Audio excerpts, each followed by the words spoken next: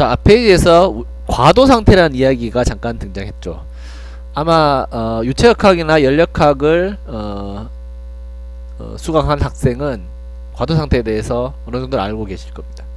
근데 혹시나 수강하지 못하거나 아니면 너무 오래전에 수강했기 때문에 과도 상태가 뭔지 잘 기억이 안 나는 학생이 있을 수 있기 때문에 과도 상태에 대해서 조금 짚고 넘어가도록 하겠습니다.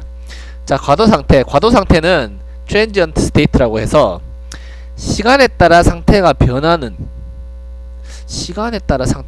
상태, 시간에 따라서 상태가 변하는 그러한 어떤 상태를 과도 상태라고 합니다.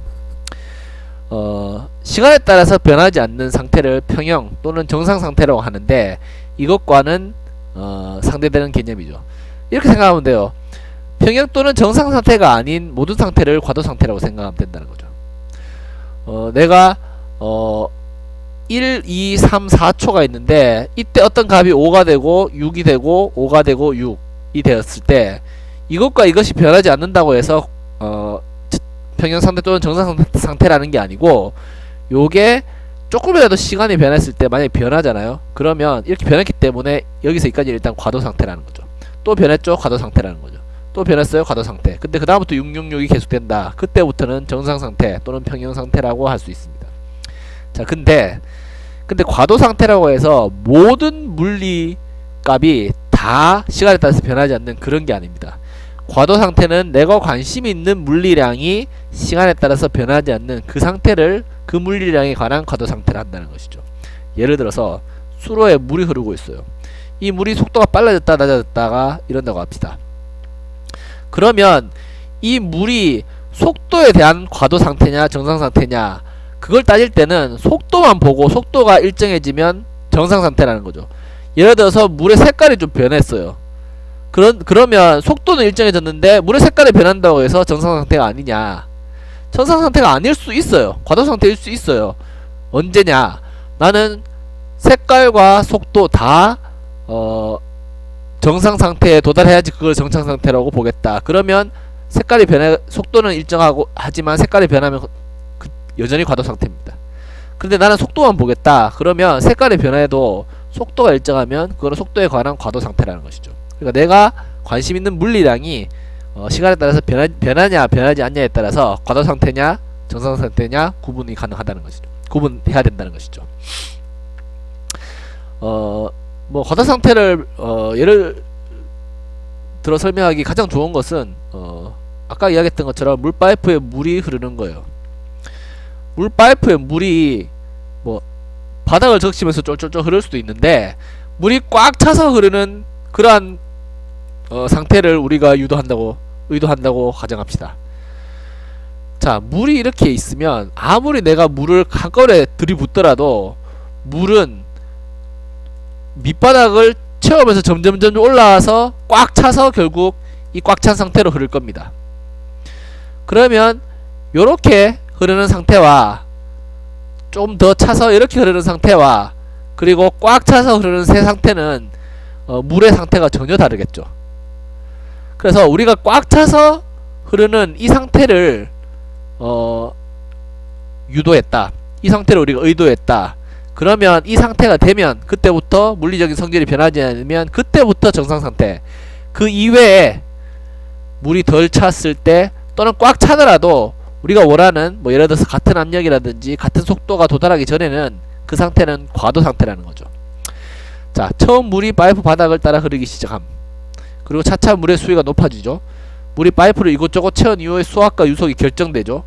물이 파이프를 완전히 채우면서 흐릅니다. 그때 해야지 정상 상태가 된다는 것이죠. 그런데 내가 물을 껐어. 물을 여기 끄면 조금씩 흐르다가 점점점 수면이 낮아지겠죠. 그때도 과도 상태라는 거죠. 정상 상태 한번 도달하면 계속 정상 상태라는 게 아니고 그 이후에 또 뭔가 상태가 변하면 다시 과도 상태가 된다는 것이죠. 자, 전기도 이것과 유사하다는 거죠. 뭔가 딱 전압이라든지 배터리를 전압원을 의해서 전기 에너지가 공급됐다.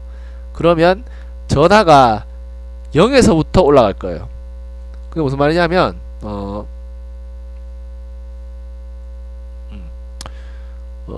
어떤 뭐 회로가 있어요. 이렇게 회로가 있는데 이 회로에 전화번이 있어요. 근데 처음에는 껐어. 아무것도 아닌 상태야. 끈 상태야. 그럼 여기는 아무 전기가 흐르지 않았겠죠. 근데 전화번에 스위치를 딱 켜는 순간 전기가 흐르기 시작할 거예요. 근데 그 전류가 예를 들어서 Y축이고 이게 시간이라면 T라면 나중에는 뭐 예를 들어서 여기 흐르는 게 5A 흐른다고 칩시다. 그러면 5A가 흐르겠지만 처음에는 아무런 전류가 흐르지 않는 0A서부터 아주 빠른 속도지만 이렇게 올라가서 5A 흐를 거라는 이야기죠. 그리고 요 과정이 갑자기 이렇게 점프하는 게 아니고 아주 짧은 시간이지만 요렇게 서서 0에서부터 5까지 올라가는 요 과정을 바로 과도 상태, 전기에서 과도 상태라 한다는 것이죠. 그리고 전기도 마찬가지예요. 전기도 이렇게 뭐 예를 들어서 병렬로 이렇게 연결돼 있으면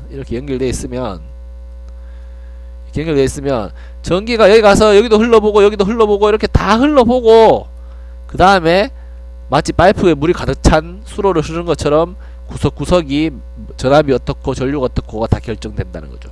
그렇게 결정되기 전에는 다 과도 상태라는 겁니다.